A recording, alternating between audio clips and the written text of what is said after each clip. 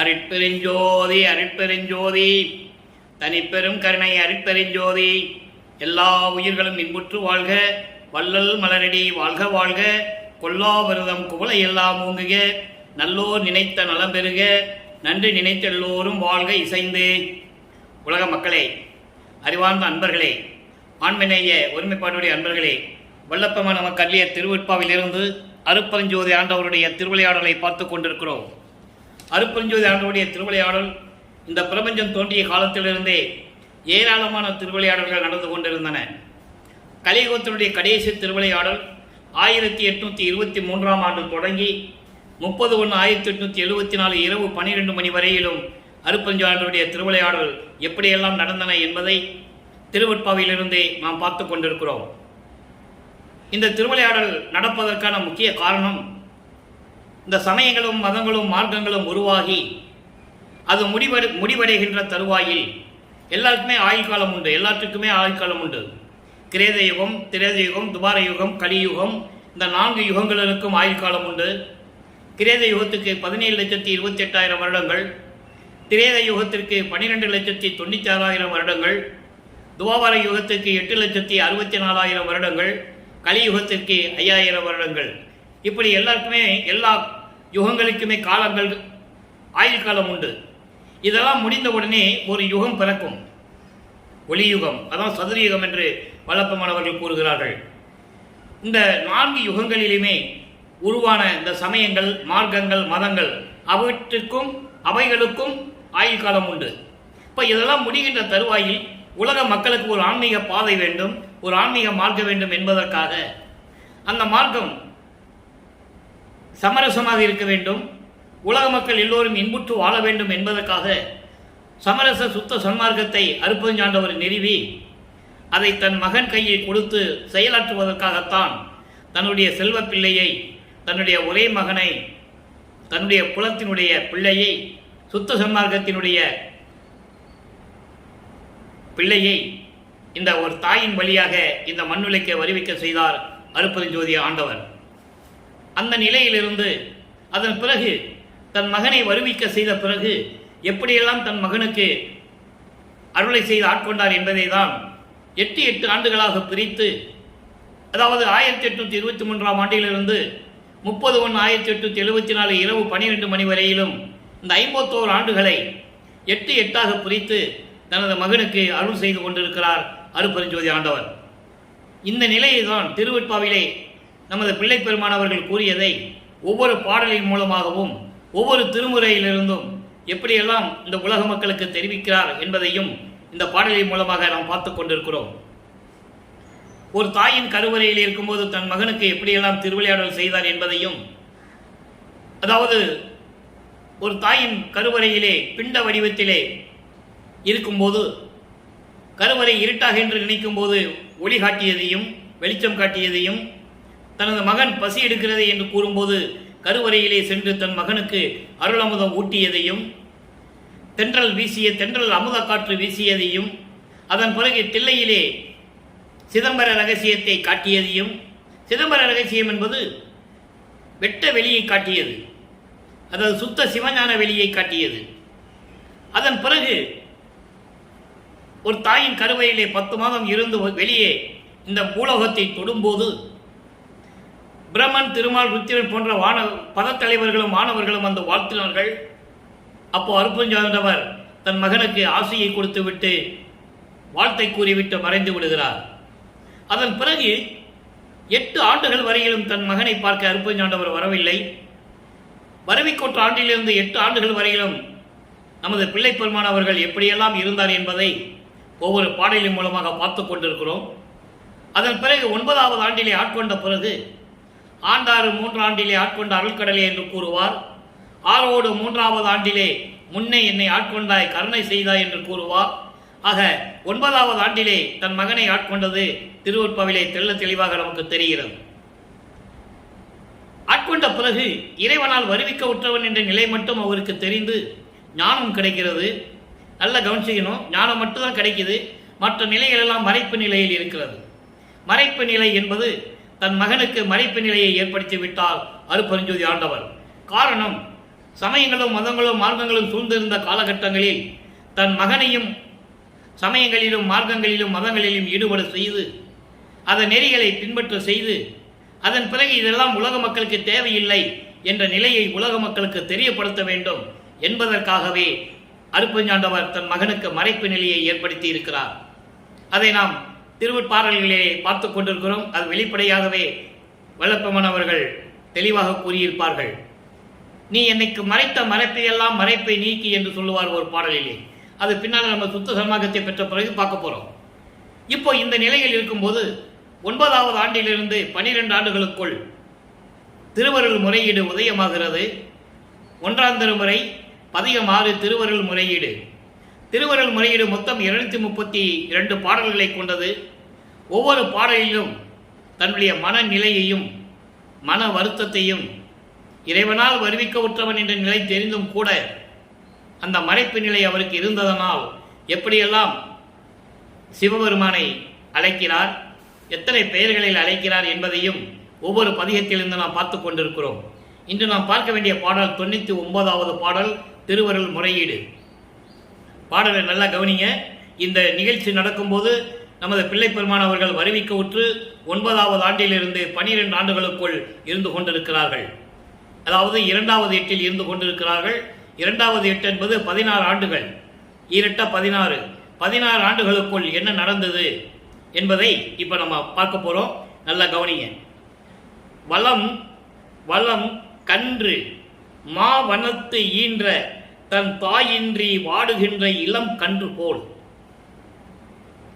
சிறு வாழ்க்கையில் நின் அருள் இன்றி அந்தோ உள்ள மகன்று நான் செய்வதென்னை கருணை உதவு கண்டாய் கள்ள மகன்று பேரொருள் கார் என்று கூறும் கலத்தவனே.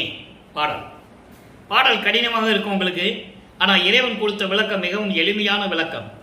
விளக்கத்தை பாருங்க. அதாவது ஒரு அடர்ந்த காடு, திக்கு தெரியாத காடு. அந்த அடர்ந்த காட்டில் உள்ள போயிட்டோம்னா வெளியே வர முடியாது, பாதை தெரியாது. அப்படிப்பட்ட ஒரு காட்டில் தன் தாய் பிரிந்த கன்றுக்குட்டி எப்படி திரியுமோ அது போல அடர்ந்த காட்டுக்குள் தாயை பிறந்த கன்றுக்குட்டி, பசுவை பிறந்த, அதாவது தாய்னா கன்றுக்குட்டினா அந்த மாதிரி ஒரு குழந்தையை போல நான் தவித்துக் கொண்டிருக்கிறேன். தாயை பிரிந்த கன்றுக்குட்டி போல நான் தவித்துக் கொண்டிருக்கிறேன். உன்னாலே வருவிக்க உற்று இந்த உலக வாழ்க்கையில், அதான் சிறு வாழ்க்கை என்று சொல்லுகிறார். இந்த உலக வாழ்க்கையில் உலக நடையிலே உன்னுடைய அருள் இன்றி ஐயோ என் மனம் அகன்று மனம் குலைந்து மனம் அலைவாய்ந்து கொண்டிருப்பது. நான் என்ன செய்வேன்? நான் என்ன செய்ய முடியும்? தாயை பிரிந்த கன்றுக்குட்டி போல ஒரு அடர்ந்த காட்டுக்குள் எப்படி பிரிந்து அந்த கன்றுக்குட்டி அலையுமோ அது போல நான் உன்னுடைய அருளை வேண்டி அலைந்து கொண்டிருக்கிறேன் என்று சொல்லுகிறார். நான் என்ன செய்ய முடியும்? கருணை உதவு கண்டாய், எனக்கு நீ வந்து கருணையோடு எனக்கு அருள் செய்ய வேண்டும். கருணையோடு இரக்கத்தோடு எனக்கு அருள் செய்ய வேண்டும். கள்ளம் அகன்று பேரொருள் கார் என்று கூறும் கலத்தவனே, குற்றமில்லாது வஞ்சகமில்லாது எல்லோருக்கும் அருளை தரக்கூடிய இறைவனே. அதாவது பேரொருள் கார்னு சொல்றது எப்படின்னா, மலை மேகம், கருத்த மேகம் எப்படி இருக்குமோ அதுபோல கழுத்து உடையவனே என்று சொல்லுகிறார். அதை ஏன் சொன்னார்னா, அரக்கர்கள் தேவர்களை துன்புறுத்தும் போது அந்த அமுதத்தை உண்டால்தான் அதிலிருந்து விடுபட முடியும் என்பதற்காக பார்க்கடலை ஒரு பாம்பை வைத்து கடைகிறார்கள். அமுதம் உண்டாகிறது. அந்த அமுதத்தில் அந்த பாம்பு விஷத்தை கக்கிறது. அப்ப என்ன செய்யறது தெரியாம தேவர்கள் முடிச்சுக்கிட்டு இருக்கும்போது இவர் போய் சிவபெருமான் போய் அந்த அமுதத்தை உண்டு கழுத்திலே நீட்டி கொள்ளுகிறார். அதனால் அந்த கழுத்து அமுதம் இருந்த அந்த விஷம் அமுதம் உண்ட அந்த இடம் இருக்கே அது கருப்பா இருக்கான். அது எப்படி இருக்குன்னா, கரு மேகம் போல, கருமையான மேகம் போல நின்று கொண்டிருக்கின்ற அந்த கழுத்திலை நிறுத்தி கொண்ட இறைவனே என்று சொல்லுகிறார். சில இடங்களில் மணிகண்டன் சொல்லுவார், நீலகண்டன் சொல்லுவார், மிடற்று அழகன் என்று சொல்லுவார். ஆக இப்படிப்பட்ட இறைவனே, இவர்களையெல்லாம் காப்பாற்றிய இறைவனே, தேவர்களை காப்பாற்றிய இறைவன், அப்படிப்பட்ட இறைவன் நான் எப்படி தெரிந்து கொண்டிருக்கிறேன்? தாயை பிரிந்த கன்று குட்டி போல அடர்ந்த காட்டுக்குள்ளே எப்படி அது அலையுமோ அதுபோல உன்னுடைய அருளை வேண்டி நான் அலைந்து கொண்டிருக்கிறேன், என் மனம் வருந்தி கொண்டிருக்கிறது, விரைவில் வந்து எனக்கு அருள்வாயாக என்று சொல்லி இந்த பாடலை நமக்கு அருளி இருக்கிறார்கள். ஆக அவருடைய மனநிலையை உலக மக்களுக்கு தெரியப்படுத்துகிறார். உலக மக்களே, நான் இறைவனால் வருவிக்க உற்றவன் என்ற நிலை தெரிந்தும் கூட திக்கு தெரியாத காட்டில், ஒரு அடர்ந்த காட்டில் தாயை பிரிந்த கன்றுக்குட்டி போல நான் அலைந்து கொண்டிருக்கிறேன் இறைவனுடைய அருளை பெறுவதற்காக. ஆனால் இறைவன் என் மீது இரக்கம் காட்டவில்லை, இறைவனுக்கு கருணை இல்லை இன்னும். அதனால் இந்த நிலையில் நான் இருந்து கொண்டிருக்கிறேன் என்று சொல்லி உலக மக்களுக்கு தெரிவிக்கிறார். அடுத்த நிலைகள் மாறுகிறது. 13வது ஆண்டு தொடக்கத்தில் அவர் மனம் திருவொற்றியூர் செல்ல விரும்புகிறது. அப்போ திருவொற்றியூரில் 11 பதிகம் உருவாகிறது. 11 பதிகம் உருவாகும் போதும் அந்த ஒவ்வொரு பதிகத்திலும் எப்படியெல்லாம் விளக்கம் இருந்தது என்பதை நாம் ஏற்கனவே முந்தைய பதிவுகளிலே நாம் பார்த்து விட்டோம். இப்போ திருமுல்லை வாயிலுக்கு போறார். ஏன்னா திருவொற்றியூருக்கு போய் எந்த பிரயோஜனம் இல்லை. ஒருவேளை நம்மளை வேடிக்கை காட்டுறாரோ இறைவன், ஒருவேளை திருமுல்லை வாயிலுக்கு போனால் அங்கே இறைவனை பார்த்து அருளை வாங்கி விடலாமோ என்று சொல்லி அங்கே திருமுல்லை வாயிலுக்கு செல்லுகிறார். அங்கே ஒரு பதிகம் உருவாகிறது, அருளியல் வினாவல். 2ஆம் திருமுறையிலே அருளியல் வினாவல் என்ற ஒரு பதிகம் உருவாகிறது. பதிகம் 12. பாடலை நல்லா கவனிங்க. நல்லவர் பெறும் நல் செல்வமே, மன்றுள் ஞான நாடகம் புரியும் நலமே, நாடகம் ஞான நாடகம் புரியும் நலமே, வல்லவர் மதிக்கும் தெய்வமே, முல்லை வாயில், அதான் திருமுல்லை வாயில், முல்லை வாயில் வாழ் மாசிலாமணியே. நல்லா கவனிக்கணும்.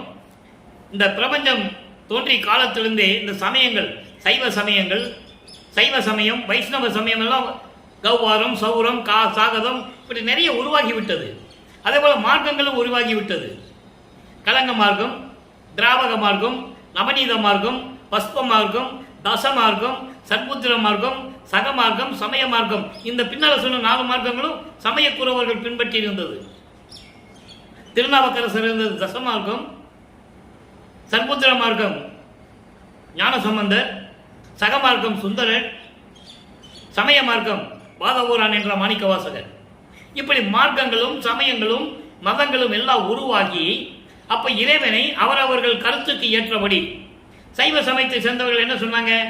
சிவபெருமன் சொன்னாங்க, நடராஜன் சொன்னாங்க. அப்ப அதில் 4 பேர் என்ன பண்ணாங்க? இவன் என்ன இப்படி பேரை சொல்றது, நீ ஏதோ ஒரு பேரை வை. சுந்தரலிங்கம், மகாலிங்கம், சொக்கநாதன், இப்படி அவங்க இஷ்டத்துக்கு பேரை வச்சுக்கிட்டாங்க.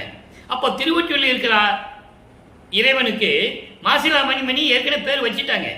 அப்போ இவர் அதை போய் சொல்லணும், காலத்தின் கட்டாயம். இவரும் திருநீர் பூசணும், உத்திராட்ச மாலையை போட்டுக்கணும், ஊதுவத்தி கொளுத்தணும், கற்பூரம் ஏற்றணும், நமச்சிவாயன் சொல்லணும், சிவாயனமன் சொல்லணும், எல்லாம் சொல்லி தான் ஆகணும். அதுக்கப்புறம் வேண்டாம்னு சொல்லுவார், அது வேற விஷயம், அதை நம்ம பார்க்க போகிறோம். இப்போ இந்த சமயங்களும் மதங்களும் மார்க்கங்களும் பூசிக்கிட்டு இருக்கு, அதாவது சூழ்ந்து இருந்த அந்த காலகட்டத்தில் திருமுல்லை வாயில் இருக்கிறவனா மாசிலாமணின்னு சொல்றாரு.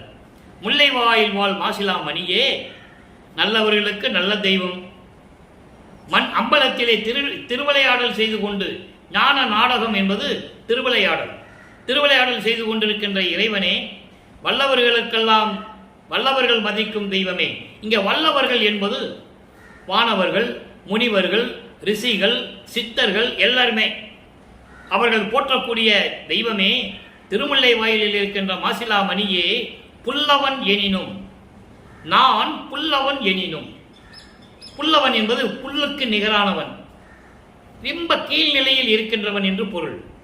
நான் அப்படி புல்லுக்கு நிகரானவன், கீழ்நிலையில் இருக்கின்றவன் என்றாலும் கூட அடியனேன், நான் உன் அடியவன், அடியனேன் நான்.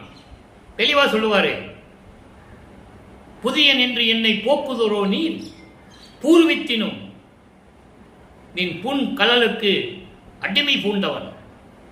அந்த பலன் கணக்கினை இப்ப பார்ப்பதில் என்ன தெளிவா சொல்லுவார். அந்த பாடல் விளக்கெல்லாம் இனிமே நம்ம பார்க்க போறோம். அதாவது ஒவ்வொரு யுகத்திலே நான் இருந்தவன், உன்னுடைய அடியவனாக இருந்தவன் நான். ஐயா, பொய்யல்ல உலகம் அறிந்தது. இது நான் சொல்றது பொய் இல்லை, உலகத்துக்கே தெரியும். நான் உனக்கு அடியவன், உன்னுடைய தொண்டன், உன்னால் வருவிக்க விட்டவன், எல்லாமே இந்த உலகத்துக்கே தெரியும். ஆனால் என்னால் வெளியே சொல்ல முடியல. பொய்யல்ல, உலகம் அறிந்தது ஐயா கடவுளே. நீ இல்லை என்றாலும் விடுவேனா? அப்படியெல்லாம் கிடையாது. அப்படி நீ சொன்னா கூட நான் உன்னை விடமாட்டேன் என்றே மெய்கண்ட நான் மற்ற பொய் கண்ட தெய்வங்களை மேவுவேனோன்னு சொல்லுவார். மறந்தும் என்ற நாவால் உரைக்க மாட்டேன் சிறு தெய்வ நாமங்களை. நீதானே கடவுள், உன்னை தவிர மீது எல்லாமே சிறு தெய்வங்கள் தானே என்று சொல்லுவார். உன்னை விட மாட்டேன் நானே, நீ இல்லைன்னு சொன்னா கூட உன்னை விட மாட்டேன். சும்மா இருப்பது உன் திருவருளுக்கு இயல்போ? நான் உன்னை தேடி வந்திருக்கேன், ஏன் வந்தேன்னு கேட்கறது இல்லை, எதுக்கு வந்தேன்னு கேட்கறது இல்லை, இப்படி நான் புலம்பிக்கிட்டு இருக்கிறேன். உன்னை நான் விட மாட்டேன். நீ சும்மா இருப்பது உன் திருவருளுக்கு அளவோ? பேசாமல் இருந்தா அது நல்லாவா இருக்கு? இது தர்மமா, இது நியாயமானு கேட்கிற. அப்போ இந்த நிலை உருவாகும் போது வல்லப்பமானவர்கள் 2வது எட்டில் 16 ஆண்டுகளுக்குள் இருந்து கொண்டிருக்கிறார். நல்லா கவனிக்கணும். அப்ப நமது பிள்ளை பெருமானவர்கள் எங்க போனாலும் சரி நடந்துதான் போகணும். ஆனா எப்ப ஏம சித்தி வாங்கினாரு, எப்ப தத்துவ சித்தியெல்லாம் வாங்கினாரு, அதுக்கப்புறம் அவர் நடக்க வேண்டியதில்லை. நினைச்ச இடத்துல இருப்பாரு. அதை நீங்க புரிஞ்சுக்கணும். அதோடைய நிலைமையை இப்ப நம்ம பார்க்க போறோம். இன்னைக்கு பாடல்களை பார்க்க போறோம். நல்லா கவனிச்சுக்கிட்டே வாங்க. இப்போ 16 ஆண்டுகள் வரைக்கும் வல்லப்பெருமானவர்களுக்கு இறைவனிடமிருந்து எந்த அருளையும் பெற முடியவில்லை. இறைவனால் வருவிக்க உற்றவன் தெரியும். சமயங்களும் மதங்களும் மார்க்கங்களும் இருக்கிற நிலையில் இருந்து கொண்டிருக்கிறார். அப்போ அவருக்கு சுத்த சன்மார்க்கம் தெரியாது, மறைப்பு நிலையில் இருக்கிறது. நல்லா கவனிக்கணும். அவருக்கு தெரியும், ஆனால் அது மறைப்பு நிலை அவருக்கு இருக்கு. ஏன்னா சுத்த சன்மார்க்கத்துக்காக தான் உன்னை பூலோகத்துக்கு அனுப்புறேன்னு சொல்லி விண்ணுலகத்திலிருந்து இங்க வராரு. அது பாடல்ல இருக்கு. அகவல்லே இருக்கு. ஆன்ற சன்மார்க்கம் அணிபெற என்னைத்தான் இன்று அமுதளித்த இனிய நற்றாயே. இது ஒண்ணு போதும். அதுக்காக தானே நீ என்னை இங்க பூலோகத்துக்கு அனுப்புனேன்னு சொல்றாரு. அப்போ அதெல்லாம் அவருக்கு தெரியும். ஆனா மறைப்பு நிலை இருக்கிறது. அது மட்டும் நீங்க நல்லா புரிஞ்சுக்கணும். அந்த மறைப்பு எப்ப நீங்கிறது, அதை இன்னைக்கு நம்ம பார்க்க போறோம். இப்போ 3வது எட்டுக்குள்ள அடி எடுத்து வைக்கிறாரு. 3வது எட்டு என்பது 24 ஆண்டுகளுக்குள் என்ன நடந்தது. அதாவது 16 ஆண்டுகள் வரைக்கும் இறைவனுடைய அருளை பெற முடியல. அப்போ 17வது ஆண்டிலிருந்து இந்த 24 ஆண்டுகளுக்குள் இந்த 8 வருஷம் என்ன நடந்தது அதை பார்க்க போறோம். அது 3ஆம் திருமுறையில இருக்கிற பாடல்ல இருந்து பார்க்க போறோம். 3ஆம் திருமுறை இதுவரைக்கும் நம்ம 9 பதியத்தை பார்த்திருக்கோம். இறைவனுடைய நிலையையும், இறைவன் இவருக்கு காட்சி கொடுக்காது அருளை கொடுக்காம இருக்கும்போது மனம் மருந்தி நாரையை தூது அனுப்பியதையும், கிளிகளை தூதி அனுப்பியும் எந்த விதமான பலனும் இல்லை. சரி, தியாகராஜ பெருமான் கிட்ட இப்ப திருவொற்றியூர்ல இருக்கிறாரு. தியாகராஜ பெருமானுடைய திருவிழா வீதி வரும்போதாவது அவரை பார்த்துக்கிட்டு ஏதாவது அருளை வாங்கணும்னு கேட்டா பார்க்கலான்னு பார்த்தா தெருவில் நின்றுட்டு இருக்கிறாரு. இவரை பார்த்து தியாகராஜ பெருமானை எந்திரிச்சு திரும்பி பார்க்காம தெருவழியா ஓடுறாரு. அந்த பதியத்தை நம்ம பின்னால பார்க்க போறோம். அந்த விளக்கத்தை முதல்ல ஒரு சுருக்கமா சொல்றேன். திருவொற்றியூர்ல என்னென்ன நடந்ததுன்னு சொல்லணும்ல. அப்ப தெருவழியா ஓடுறாரு தியாகராஜ பெருமான்.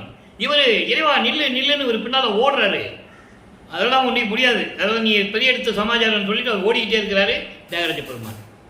இவர் பின்னாலே ஓடுறாரு, ஓட்டத்தை பிடிக்க முடியல. என்ன இப்படியே பண்ணிட்டு இருக்காருன்னு சொல்லி ஒரு குறைச்சி பெண்ணிட்டு போய் குறி கேட்க போறாரு. அந்த குறைச்சி பெண்ணு சோழி உருண்டாதானே. அங்கே திருவிளையாடல் நடக்குது, ஒன்றும் சொல்ல முடியாது. ஜோதிடர்கிட்ட போறாரு, அங்கேயும் ஒன்றும் நடக்கல. இதெல்லாம் 3ஆம் திருமுறையில் நடந்துகிட்டு இருக்கு. 3ஆம் திருமுறை என்பது வல்லப்பமானவர்கள் அறிவிக்க உற்று 24 ஆண்டுகள் ஆகுது. மக்கள்கிட்ட யாரும் சொல்லல. வல்லப்பமான் திருவொற்றியூர் இருக்கும்போது நாரையும் கிளிகளையும் தூது அனுப்பினாருன்னு யாராவது சொன்னாங்களா? இல்ல. பாடல்ல இருக்குல்ல, சொல்லணும்ல, அந்த நிலையை சொல்லணும்ல. இப்போ 3ஆம் திருமுறையில இந்த 10வது பதிகம் புனரா விறகு பொருந்துரு வேட்கையின் இரங்கல். இது பதிகம். இதனுடைய பதியத்தினுடைய பொருள் என்னன்னா, காதலனை பார்க்க முடியாமல், காதலனிடம் கொஞ்சி குலாவி மகிழ முடியாமல் தனது மனம் எப்படி வருந்துகிறது என்பதை தோழியிடம் சொல்லுவது போல, உள்ளத்திடம் சொல்லுவது போல உலக மக்களுக்கு சொல்லிட்டு இருக்காரு. ஏன்னா அப்படி இறைவனுடைய காதலை சொல்லும்போது ஒரு பெண் சொன்னால் எவ்வளவு இன்பமாக இருக்குமோ, அதற்காகத்தான் தன்னை ஒரு தலைவியாகவும் இறைவனை தலைவனாகவும் வருணன் செய்து உள்ளத்தை தோழியாக கற்பனை செய்து இந்த பாடலை நமக்கு அள்ளியிருக்கிறார்கள். இதன் மூலம் உலக மக்களுக்கு என்ன தெரிவிக்கிறார் என்பதை தான் பார்க்க போகிறோம். பாடலை நல்லா கவனிங்க. எட்டி காயும் மாங்கனி போல் இனிக்க, எட்டி காயும் மாங்கனி போல் இனிக்க உரைக்கும் இன் சொல்லினார். தட்டில் பொருந்தார் ஒற்றியில் வாழ் தலைவர். சொல்லிட்டாரா? தலைவர் சொல்லிட்டாரா? தன்னை தலைவியாகவும் இறைவனை தலைவனாகவும் வர்ணனை செய்கிறார். இன்னும் சார்ந்திலரே, இன்னும் சார்ந்திலரே அண்டர்லைன்.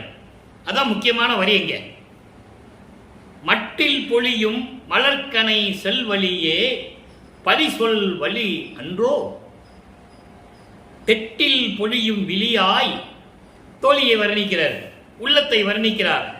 தெட்டில் பொழியும் விழியாய் நான் செய்வது ஒன்றும் அறிந்திலனே, எனக்கு என்ன செய்தனே தெரியலன்னு சொல்றாரு. இந்த பாட்டுடைய விளக்கம் பாருங்க. எட்டி மரம்னு ஒரு மரம் இருக்கு, அந்த காய் கசக்கும். எட்டி மரம் எதுக்கு உபயோகப்படாது? வீட்டு பொருள் செய்யறதுக்கோ கதவோ உத்தரம் செய்யறதுக்கோ உபயோகப்படாது. அது எதுக்குமே உபயோகப்படாது எட்டி மரம். அப்போ அந்த எட்டி மரத்தில் காய்க்கின்ற காய் கனிக்கும். ஆனால் அந்த காய் கூட மாங்கனி போல் இனிக்கும் என்பது போல பேசக்கூடிய, இனிமையாக பேசக்கூடிய இறைவன் என்று சொல்லுகிறார். எட்டி காயும் மாங்கனி போல் இனிக்க, அப்படி கசப்பாக இருக்கின்ற காய் கூட மாம்பழம் போல இனிக்கிற மாதிரி அவர் இனிமையாக பேசுவார். அடுத்து தட்டில் பொருந்தார். தட்டில் பொருந்தார்னா ஒரு இடத்துல இருக்க மாட்டார். திடீர்னு இங்கே இருப்பார், திடீர்னு சுடுகாட்டில் போய் படுத்துக்குவார். அது பாடலில் ரொம்ப அருமையாக சொல்லுவார். ஒரு தாய் மகளிடம் சொல்லுவது போல பாடலாம் இருக்கும். நம்ம பார்க்க போகிறோம். அவனுக்கு திங்கிறதுக்கு சோறு இல்லை, தூங்குறதுக்கு இடம் இல்லை, சுடுகாட்டில் படுத்துருக்கான், பிச்சை எடுத்து சாப்பிட்டுட்டு இருக்கான், மார்பெல்லாம் மண்டை ஓடுகளையும் எலும்புகளையும் போட்டுக்கிட்டு இருக்கான், எரிஞ்சு போன உடம்புல இருக்கிற சாம்பலெல்லாம் உடம்பெல்லாம் பூசிக்கிட்டு இருக்கான், ஒரே நாற்றம் அடிக்கிற உடம்பு. அவனை போய் காதலிக்கிறேன்னு சொல்ற, அவனை காதலிச்சு நீ கல்யாணம் பண்ணி என்ன பண்ண போற அப்படின்லாம் பாடல்கள் இருக்கு. அதை நம்ம பார்க்க போறோம். இப்போ அப்படி தட்டில் பொருந்தாருன்றதுக்காக அந்த விளக்கம் சொன்னேன். ஒரு இடத்துல இருக்க மாட்டார், நினைச்ச இடத்துல இருப்பாரு, எல்லா இடத்துலையும் இருப்பாருன்ற ஒரு விளக்கத்தில் அவர் சொல்றாரு. அடுத்து ஒற்றியில் வாழ் திருவொற்றி நகரில் இருக்கின்ற தலைவர் இன்னும் சார்ந்திலரே, என்னை பார்க்க இன்னும் வரல. ஆக வல்லப்பமானவர்கள், நமது பிள்ளைப்பெருமானவர்கள் வருவிக்க உற்று 24 ஆண்டுகள் வரையிலும் இந்த நிலைதான் தொடர்கிறது. இதற்கிடையில் அவருக்கு ஏற்பட்ட அவமானங்கள், ஏளன பேச்சுகள், ஒரு தாயின் வழியாக வருவிக்க உற்றதனால் ஏற்பட்ட சொந்தங்கள், நட்பு வட்டாரங்கள், கூட இருந்தவங்க எல்லாருமே பேசிய பேச்சுக்கள் எல்லாம் என்னால் கேட்டு பொறுக்க முடியவில்லை என்று சொல்லுவார். அப்போ அந்த நிலையில் நான் இருந்து கொண்டிருக்கிறேன். இன்னும் என்னை வந்தவர் சந்திக்கவில்லை, அன்போடு பேசவில்லை. மட்டில் பொழியும் மலர்கனை செல்வழியே பலி செல் வழி அன்றோ, அதாவது மேகங்கள் வருது, மழை பெஞ்சிட்டு போயிருது, மேகங்கள் நிலையா நிற்கிறது இல்லை, வரும் மழை பெய்யும் போயிடும். ஆனால் என் மேல் ஏற்பட்ட பழி இருக்கிறதே, அது எப்படி போகும்? எவ்வளவு அருமையா சொல்றான்றதை நீங்க புரிஞ்சுக்கணும். மேகங்கள் மழை பெஞ்சிட்டு மேகம் கலைஞ்சு போயிடும், எல்லாம் போயிடும். ஆனால் என் மீது வந்த பழிகள் எப்படி போகும்? அதை தான் நான் சொன்னேன். இந்த சொந்தங்கள், நட்புகள், சொந்தம் என்பது அவருக்குன்னு ஒன்றும் சொந்தம் இல்லை. இந்த பிரபஞ்சத்தில் யாருக்கும் அவருக்கு சம்பந்தமே கிடையாது. அருப்பஞ்சாண்டவருக்கு இவருக்கு மட்டும்தான் சம்பந்தம். அவர் தந்தை, இவர் மகன், அந்த சம்பந்தம் மட்டும்தான் உண்டு. அதை பாடல்களிலே நிறைய பாடல்களில் விளக்க இருக்கு, யாரும் மறுக்க முடியாது. ஆனால் மறைப்பு நிலையில் இருப்பதால் அவர் சொல்லுகிறார், இதனால் ஏற்பட்ட இந்த பழிகள் இருக்கிறதை, வீண் பேச்சுகள், பழிகள், ஏளனங்கள், என் மானம் போய்விட்டது என்று சொல்லுவார். மானம் போன வழியெல்லாம் விடுத்தேன் என்று சொல்லுவார் ஞானசரியிலே. அப்போ அவர் மனநிலை எப்படி இருந்திருக்கும்? பழி சொல் போகுமா? போகவில்லையே. என்னை சூழ்ந்து கொண்டிருக்கிறதே என் தோழியே, அழகான கண்களை உடைய என் தோழியே, நான் செய்வது ஒன்று தெரியாமல் விழித்துக் கொண்டிருக்கிறேன், அதாவது திகைத்துக் கொண்டிருக்கிறேன், துன்பப்பட்டுக் கொண்டிருக்கிறேன் என்று சொல்லுகிறார். இந்த பாடலுடைய மைய கருத்து, உலக மக்களே, நான் இறைவனால் வருவிக்க உற்ற என்ற நிலை தெரிந்த பிறகும் கூட நான் இறைவனிடமிருந்து எந்த அருளையும் பெறவில்லை. சமயங்களும் மதங்களும் மார்க்கங்களும் சூழ்ந்திருந்த காலகட்டங்களில் நான் இந்த நிலையில் இருந்து கொண்டிருக்கிறேன். திருவொற்றியூரிலே இருக்கின்ற இறைவனை நினைத்து நான் தினமும் மறைந்து கொண்டிருக்கிறேன். எந்த அருளையும் பெற முடியவில்லை. இறைவன் வந்து எனக்கு இன்னும் அருளை கொடுக்கவில்லை என்ற மைய கருத்தை வெளிப்படையாகவே உலக மக்களுக்கு தெரிவிக்கிறார் நமது பிள்ளை பெருமானவர்கள். சரி, இந்த நிலைகளெல்லாம் 24 ஆண்டுகளுக்குள் நடந்து கொண்டிருக்கிறது. அடுத்து 25வது ஆண்டு தொடங்குகிறது. வல்லப்பமானவர்கள் 4வது எட்டில், அதாவது 32 ஆண்டுகளுக்குள் என்ன நடந்தது? 25வது ஆண்டிலிருந்து 32 ஆண்டுகளுக்குள் இறைவனுடைய திருவிளையாடல் எப்படி நடந்தது? இதுவரைக்கும் திருவிளையாடல் நடக்கல, இப்ப நடக்க போகுது. நல்லா கவனிச்சுட்டே வரணும். இப்ப 27வது ஆண்டு, அது தினமும் சொல்லிதான் ஆகணும். திருவொற்பா இருக்கின்ற வரை, அருட்பெருஞ்சாண்டுடைய திருவிளையாடல் கூறும் வரை, தனக்கொடி அம்மையாருடைய கதாபாத்திரம் அருமையான ஒரு இடம், அற்புதமான ஒரு படைப்பது. ஏனென்றால் அந்த அம்மையாருக்கு ஏற்பட்ட நிலைகள் எல்லாம் மாற வேண்டும் என்பதற்காகத்தான் தனக்கொடி அம்மையார் இவருக்கு தாய் மாமனாக வருகிறார். அதை நீங்க புரிஞ்சுக்கணும். அப்போ தாய் மாமன் அக்கா மகளை கல்யாணம் பண்ணுற ஒரு நிலை அங்கு உருவாகிறது. அவ்வளவுதான். ஓகேவா? இப்போ அந்த 27வது ஆண்டு அந்த அம்மையாருக்கு தாலி கட்டி, அந்த அம்மையாருக்கு விமோசனத்தை காட்டி, நல் வாழ்க்கையை காட்டி, அதோடு அந்த நிலை முடிகிறது. அதுக்கு இன்னும் விளக்கம் இருக்குது. அதனுடைய திருவிளையாடல் நம்ம பின்னால பார்க்க போறோம். அப்போ அந்த திருமணத்தின் போது பிரம்மன், திருமால், ருத்திரன் எல்லாம் அங்க உட்கார்ந்துருக்காங்க, வாழ்த்துவதற்காக உட்கார்ந்துருக்காங்க. இவர் பார்க்கிறாரு. ஆனா மனுஷங்கங்களுக்கு தெரியாது. இவர் பாடல்ல சொல்றாரு, பார்க்கிறாரு. அப்பயாவது தந்தையும் தாயும் வருவார்களான்னு பார்த்துட்டு இருக்காரு. தந்தை அருட்பெருஞ்சாண்டவரும் தாயும் சிவகாமி வள்ளியும் வருவார்களா என்று பார்த்து கொண்டிருக்கிறார். இப்போ இந்த நிலையில் அவருக்கு அருட்பெருஞ்சோதி ஆண்டவர் தான் இறைவன் என்று தெரியும், சிவகாமி வள்ளி தான் தன்னுடைய தாய் என்று அவருக்கு தெரியும், சுத்த சன்மார்க்கத்தை தந்தையிடமிருந்து பெறப்போகிறோம் என்ற நிலை இப்போ அவருக்கு தெரியும். ஆனா சொல்ல மாட்டாரு, தெரியும். அந்த பாடலை நீங்க பார்த்தோன்னே தெரிஞ்சுக்கலாம். இப்ப இந்த பாடலை பாருங்க. அருட்பிரகாச மாலை 4ஆம் திருமுறை 24வது பாடல். இதுவரை 23 பாடலை பார்த்திருக்கோம். உள் இரவி மதியாய் நின்று உலகமெல்லாம் நடத்தும் உபய வகையாகிய நின் அபய பாதம் வருந்த. இப்ப இறைவன் வராரு. காரணம், வந்துதான் ஆகணும். திருவொற்றியூருக்கு போனேன், மாசிலாமணியை பார்த்தேன், தியாகராஜ பெருமானை பார்த்தேன், திருவள்ளி தாயத்தில் பிச்சாண்டியை பார்த்தேன், ஒரு பிரயோஜனம் கிடையாது. இனிமே எங்கேயும் போக போறதில்ல, இவரை பார்க்க போறதில்லைன்னு சொல்லி வீட்டுக்குள்ள உட்காந்துட்டு கதவை பூட்டி தாப்பா போட்டார் உள்ள. அப்போ இறைவன் மகனுடைய ஆதங்கம் தெரிந்து விட்டது, மகனுடைய மன வருத்தம் தெரிந்து விட்டது. இனிமே மகனை சமாதானப்படுத்தி ஆட்கொள்ள வேண்டும், அருளை கொடுக்க வேண்டும் என்ற நோக்கத்தில் தெருவழியாக நடந்து வருகிறார். எப்படிப்பட்ட திருவடி என்று சொல்லுகிறார். அந்த 2 திருவடிகளில் எப்படிப்பட்ட திருவடி? சூரியன், சந்திரன் போன்ற நட்சத்திர பொருள்களுக்கெல்லாம் ஒளி கொடுத்து கொண்டு உலகமெல்லாம் பரிபூர்ணமாக ஒளி வீசி கொண்டிருக்கின்ற அப்படி இறைவனுடைய திருவடிகள்.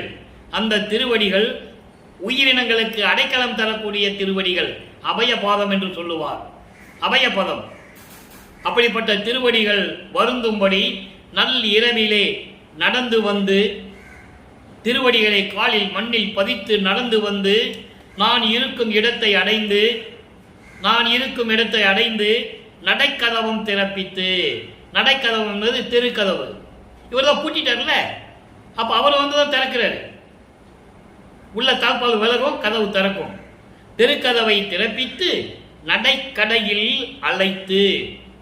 உள்ள வரல, உள்ள வந்தா திருப்பி பூட்டிடுவான், நம்ம வெளியே போக முடியாது, அன்புக்கு கட்டுப்பட்டு இங்கதான் இருக்கணும், அப்புறம் இன்னும் நிறைய வேலைகள் இருக்குன்னு சொல்லி அவருக்கு தெரியும். ஒரு காலை உள்ள வச்சு ஒரு காலை வெளியே வச்சுக்கிட்டு வா மகனின் கூப்பிடுறாரு. அதான் நடைக்கடையில் அழைத்து நல் இரவு நினைந்து மயக்கம் எய்திடையில் மகனே. என்ன அற்புதமான வரி தெரியுமா அது? நள்ளிரவு நினைந்து மயக்கம் எய்திடையில் மகனே.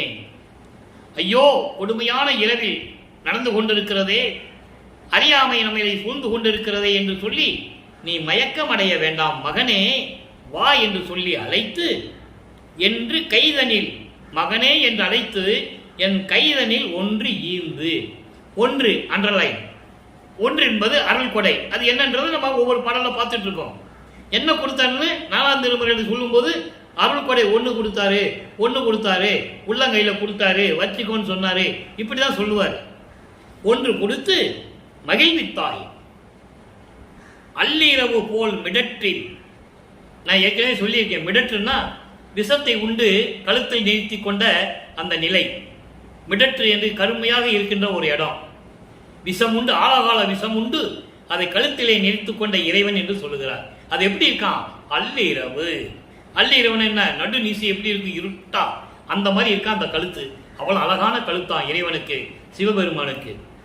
கழுத்து கொண்ட அழகு கிளர்ந்து ஆட அம்பலத்தில் ஆடுகின்ற செம்பவள குன்றே, பவளம் போன்று மலை போன்று உயர்ந்து கொண்டிருக்கின்ற இறைவனே, அம்பலத்திலே அருளாட்சி செய்து கொண்டு திருவிளையாடல் செய்து கொண்டிருக்கின்ற இறைவனை என்று சொல்லி இந்த பாடலிடம் கருளியிருக்கிறார்கள்.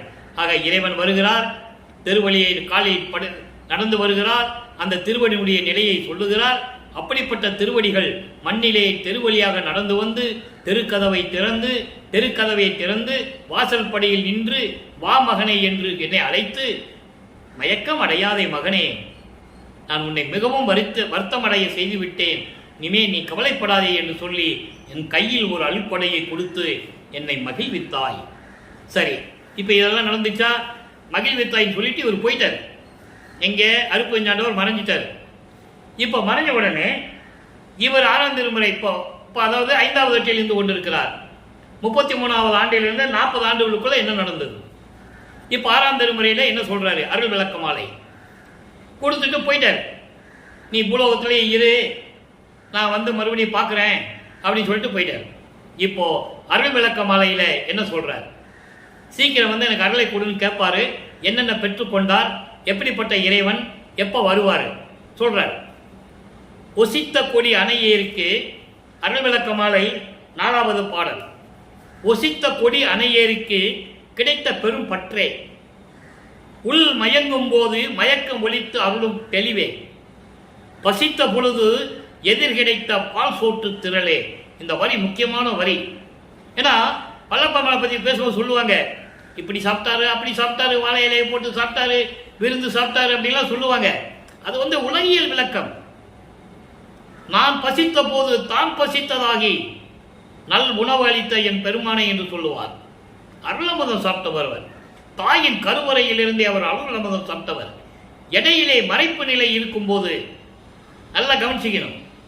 அதாவது வருவிக்க உற்று ஆண்டிலிருந்து 32 ஆண்டுகளுக்குள். அப்போ அவருக்கு தத்துவ சித்தி கிடையாது, ஏம சித்தி அப்போ வாங்கல, தத்துவங்களை கடந்து போகல, சுத்த சன்மார்க்கத்தை வாங்கல. அந்த நிலையில் இருக்கும்போது தான் உண்ட உணவு என்னை அறியாமலேயே அமுதமாயிற்று என்று சொல்லுவார். அப்ப அங்க இறைவனுடைய திருவிளையாடல் நடந்தது. நீங்க நல்லா புரிஞ்சுக்கணும். உணவு சாப்பிட்டவன், தூங்குகின்றவன், குளிக்கின்றவன் இறைவனாக முடியாது. இப்போ அதை சொல்றாரு, பசித்த பொழுது எதிர் கிடைத்த பால் சோற்று திரளே.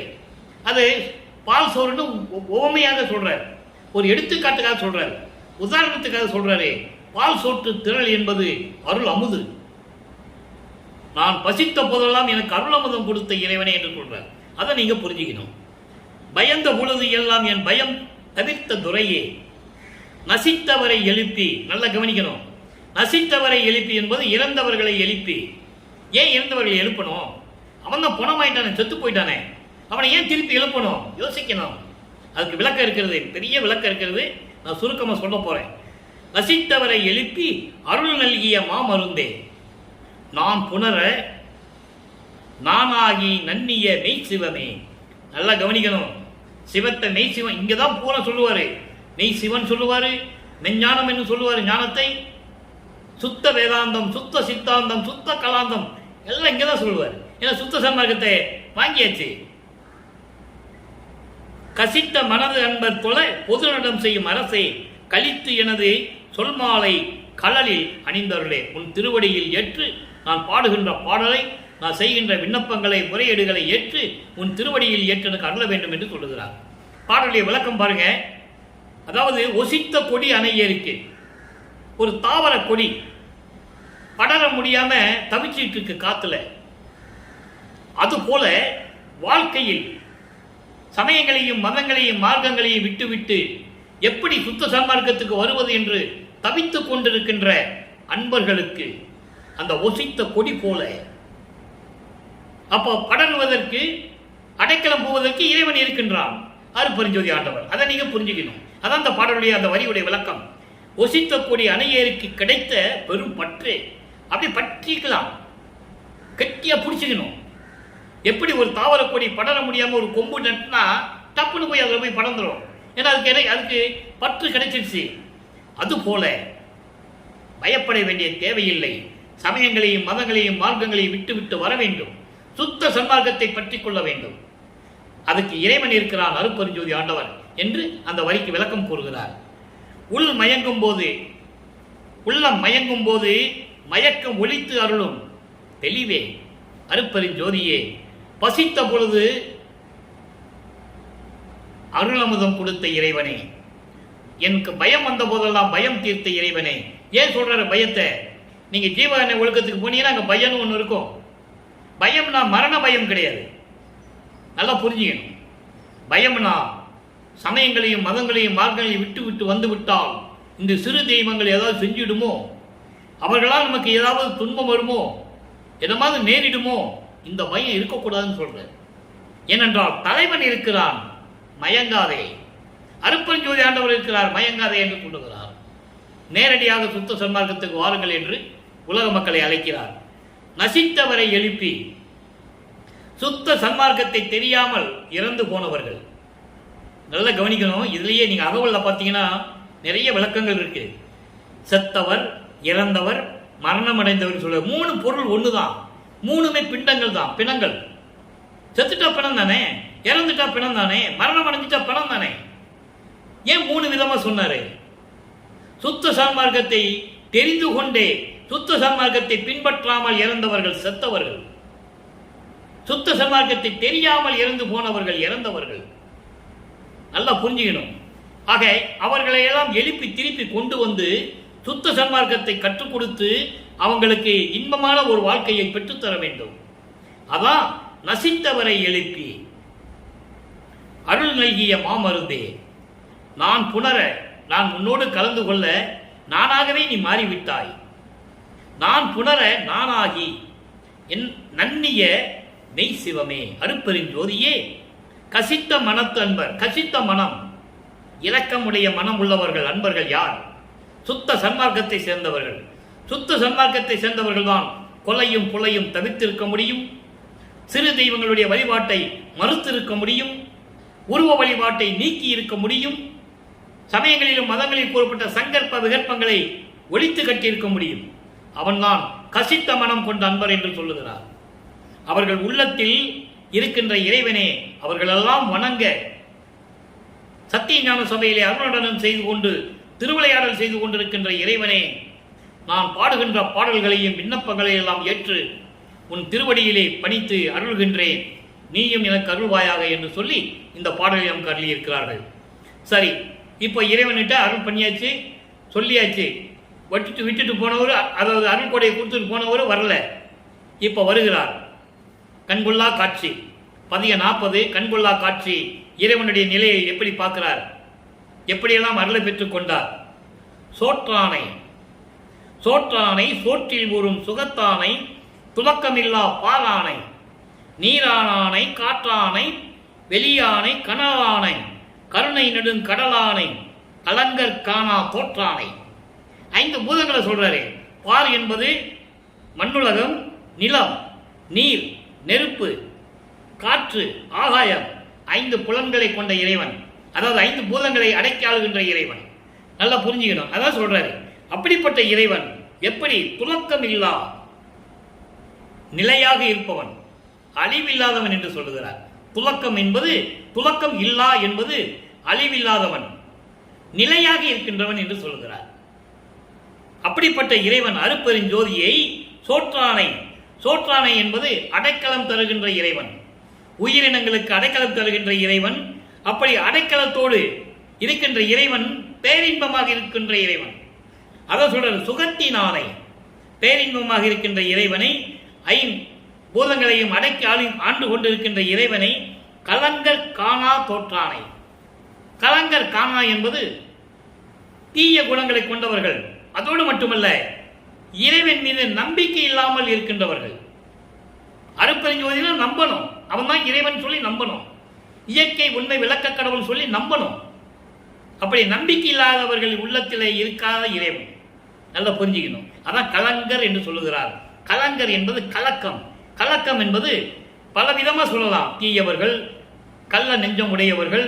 இங்கே கலக்கம் என்பது மனம் ஒரு நிலையில் இல்லாமல் கலங்கிக் கொண்டிருக்கிறவர்கள். சுத்த சன்மார்க்கத்தை தெரிந்தும் கூட அருட்பெருஞ்சோதி ஆண்டவரை இறைவனாக ஏற்றுக்கொள்ளாதவர்கள்.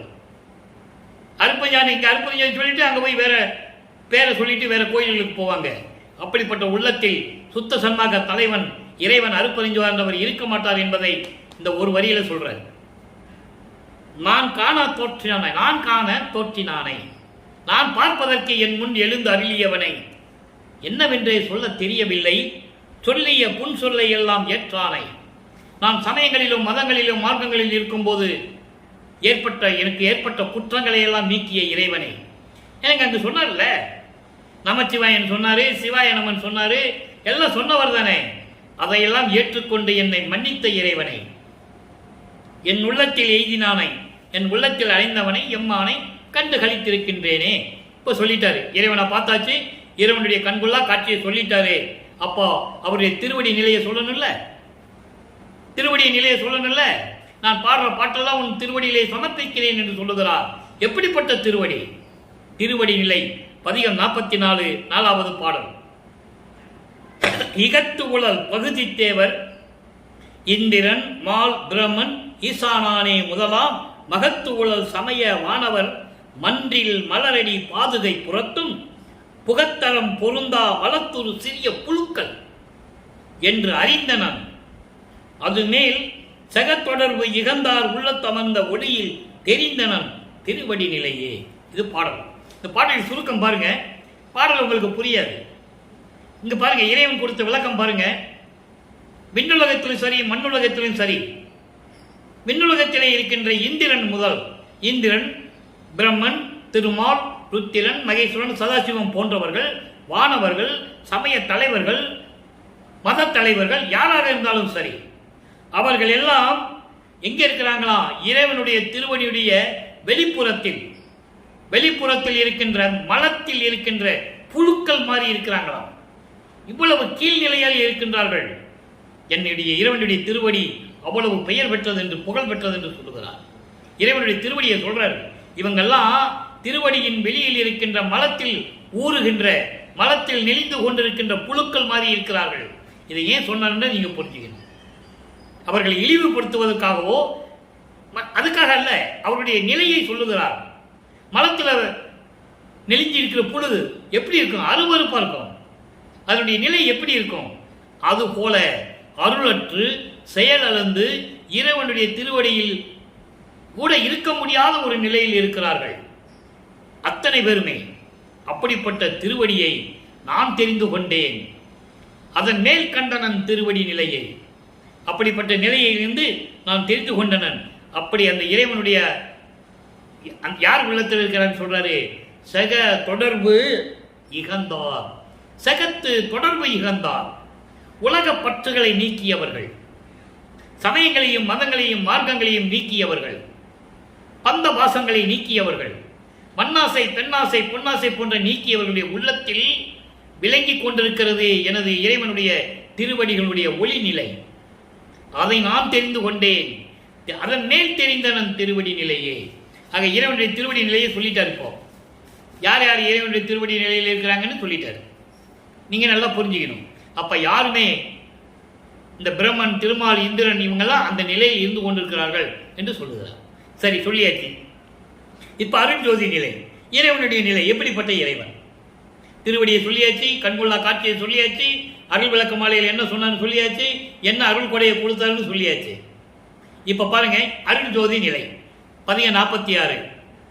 என் இதய கமலத்தை இருந்து அருளும் தெய்வம்,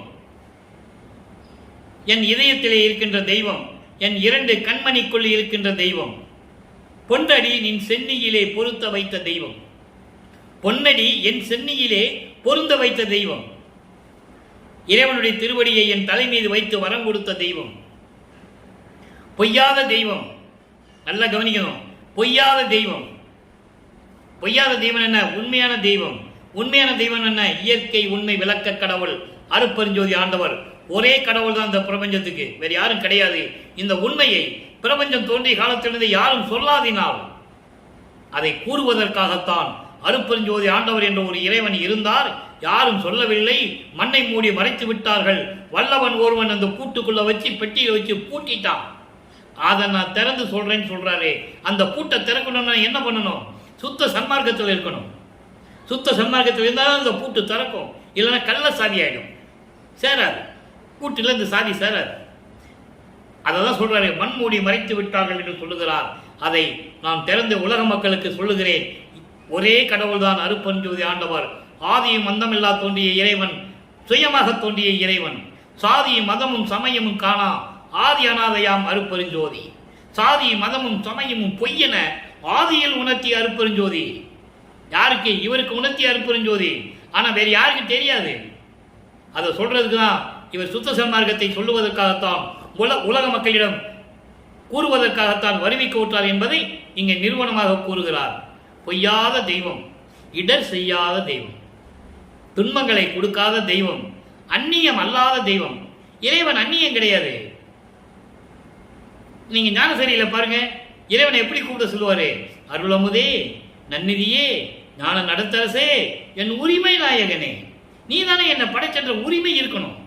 அதான் அந்நியம் இல்லாத தெய்வம், அறிவான தெய்வம், மெஞ்ஞான அறிவோட தெய்வம், அறிவுக்கு அறிவாக விளங்கிய அன்பான தெய்வம். செந்நிலையில் செந்நிலை, செந்நிலை என்பது அருள் வல்லவத்தோடு இருக்கின்ற நிலையில் செம்பொருளாய் திகழ்கின்ற தெய்வம். செம்பொருள் என்பது அருட்பெருஞ்சோதி.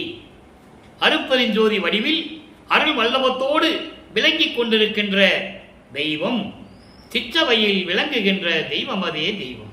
எவ்வளவு எளிமையாக இறைவனுடைய நிலையை சொன்னார்னு நீங்க புரிஞ்சிருப்பீங்க என்று நான் கருதுகிறேன். இப்போ சரி, இப்ப எல்லாம் முடிஞ்சிருச்சு. இறைவனிடம் இருந்த பேரானந்த நிலை எப்படி இருக்கும்? இறைவனுடைய அருளை பெற்ற பிறகு இவருடைய பேரானந்த நிலை. அன்பர்களே, சொல்றதை நல்லா கவனிக்கணும். இன்னும் நிறைய திருவிளையாடல் இருக்கு. இப்போ இந்த நிலையை தான் நம்ம பார்த்துட்டு இருக்கோம். அதாவது 40 ஆண்டுகளுக்குள் என்ன நடந்ததுன்னு தான் பார்த்துட்டு இருக்கோம். இன்னும் 6வது 8 இருக்கு. 6 8 48. 41வது ஆண்டிலிருந்து 48 ஆண்டுகளுக்குள் என்ன நடந்தது அதை நம்ம பின்னால தான் பார்க்க போறோம். அதற்கான பாடல்கள் பின்னால இருக்கு. கடைசியில் 3 வருஷம் இருக்கு பாருங்க. 48 + 3 51. அந்த 3 வருடம் தான் கிளைமேக்ஸ். எங்கே? சித்தி வளாகத்தில் நடந்தது, மேட்டுக்குப்பத்தில் நடந்தது. அதெல்லாம் இருக்கு, இன்னும் இருக்கு.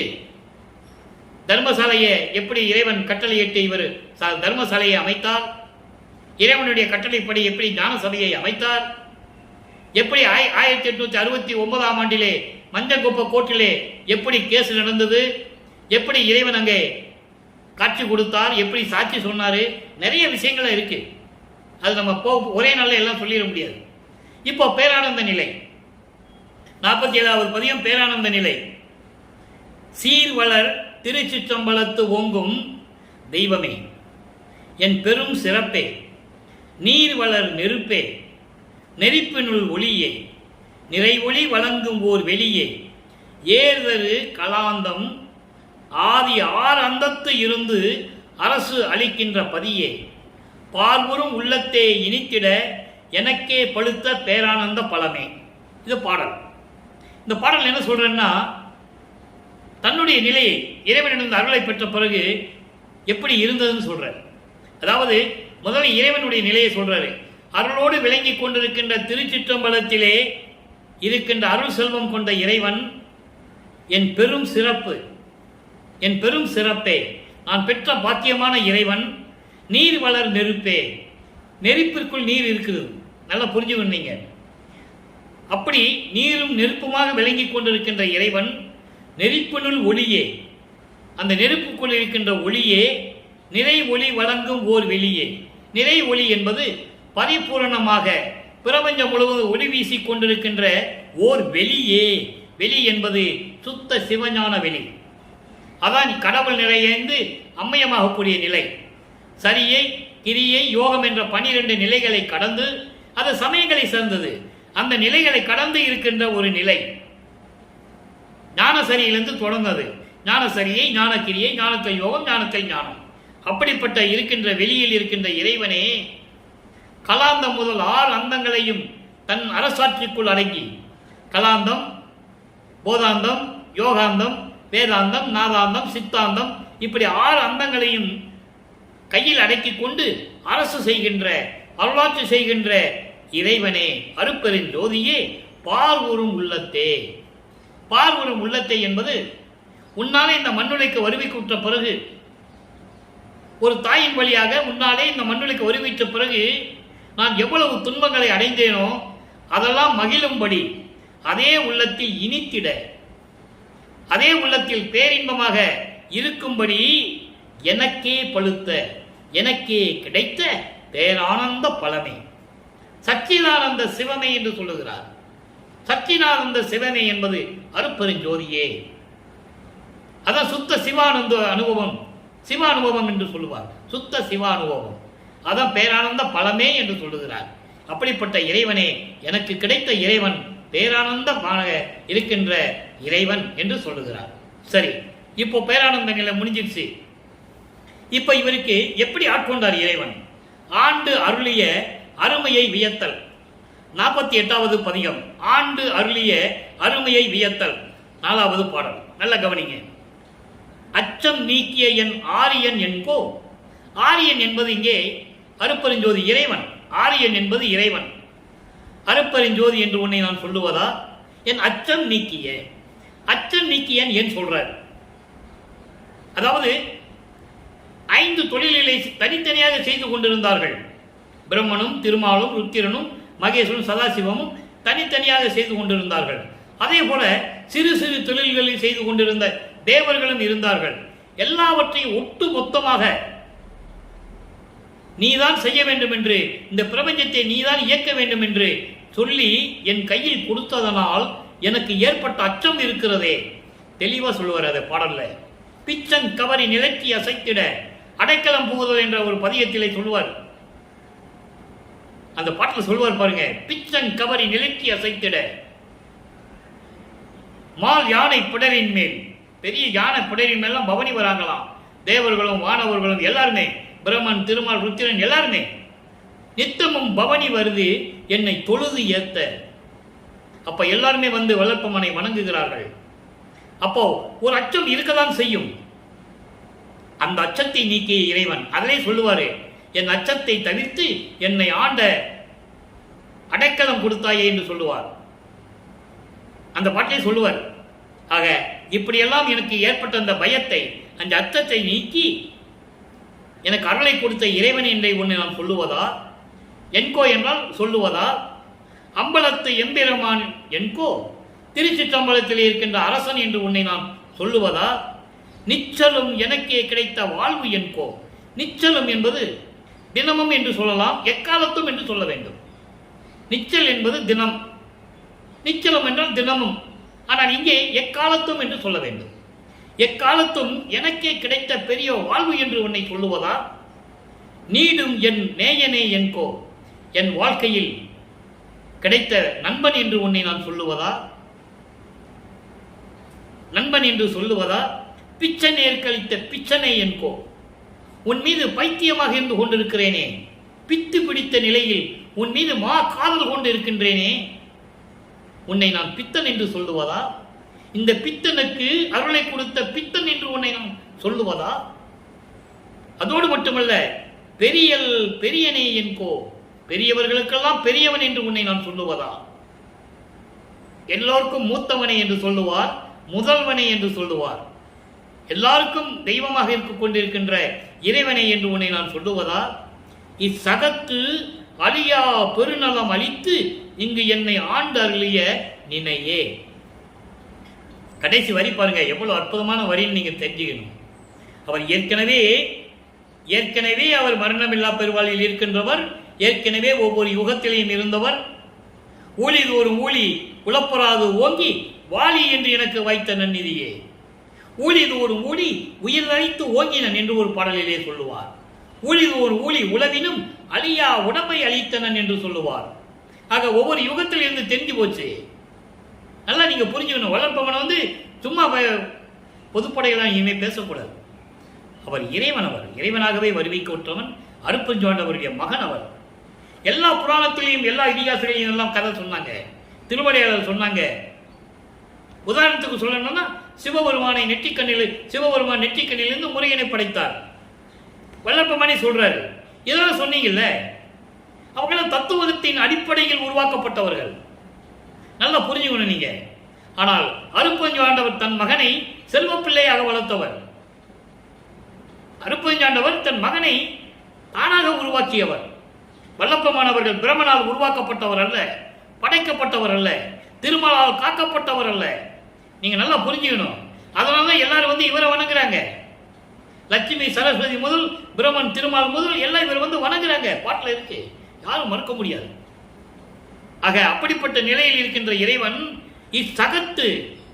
இச்சகம் என்பது இந்த பூலோகத்தில் எனக்கு அழியா நலம் கொடுத்து அதாவது மரணமில்லா பெருவாழ்வை கொடுத்து என்னை ஆண்டு அருளிய விதத்தை உன்னை நான் எப்படி சொல்லுவது?